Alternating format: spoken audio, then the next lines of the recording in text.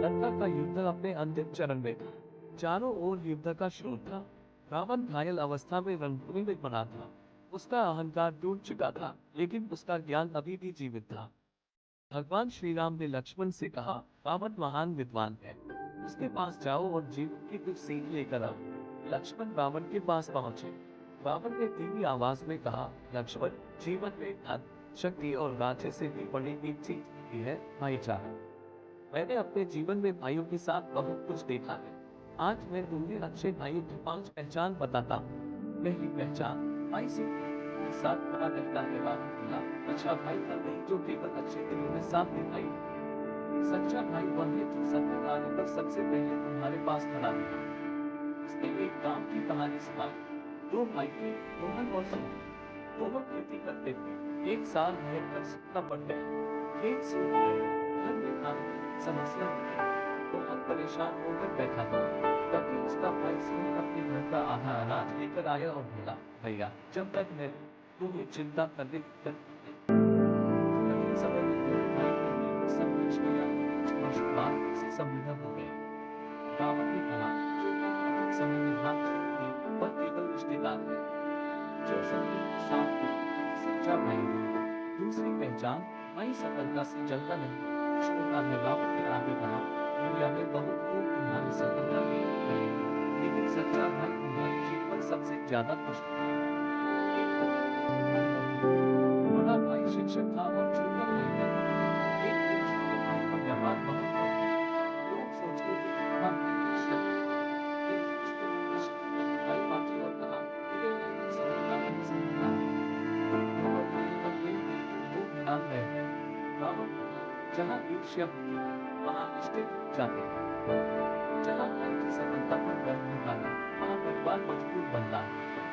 इसलिए पहचान, भाई धरती पर समझाता है, लेकिन वही पिता रावण ले गए। सच्चा भाई हमेशा तुम्हारी बातें मान नहीं बुलाता। जब तुम गलत रास्ते पर जाओ, तो वह तुम्हें रोकता है। एक युवक गलत संगति में पड़ गया। उसने शराब और जुए की परिवार परेशान था। उसका बड़ा भाई रोज उसे समझाता रहा। कई बार युवक नाराज हुआ, लेकिन बड़ा भाई हार नहीं माना। एक दिन युवक को अपनी गलती का एहसास हुआ और उसने बुरी आदतें छोड़ दी। रावण बोला, जो भाई केवल खुश करने के लिए चुप रहे, वह अच्छा भाई नहीं। अच्छा भाई वह है जो सच्चाई बोलने का साहस करे। चौथी पहचान, भाई सम्मान करता है। रावण ने कहा, उम्र में बड़ा हो या छोटा, सम्मान दोनों तरफ से होना चाहिए। एक परिवार में दो भाई रहते थे। बड़ा भाई हमेशा छोटे भाई की राय सुनता था। छोटा भाई भी बड़े भाई का आदर करता था। जब भी कोई बड़ा निर्णय लेना होता, दोनों मिलकर विचार करते। उनके घर में कभी झगड़ा नहीं था, क्योंकि वहां सम्मान था। रावण ने कहा, जहां सम्मान खत्म हो जाता है, वहां प्रेम भी धीरे धीरे खत्म हो जाता है।